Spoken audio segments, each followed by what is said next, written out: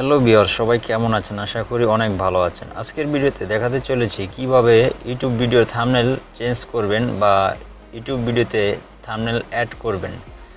তো একটা ভিডিওর প্রধান আকর্ষণ হচ্ছে ইউটিউব থাম্বনেল। আপনার থাম্বনেলটা যত দেখতে আকর্ষণ হবে, প্রফেশনাল লেভেলের হবে, তত আপনার ভিডিও র্যাঙ্কিংয়ে ইউটিউবে র্যাঙ্ক করবে।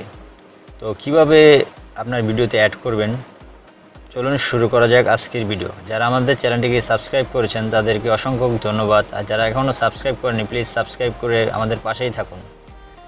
তো বন্ধুরা,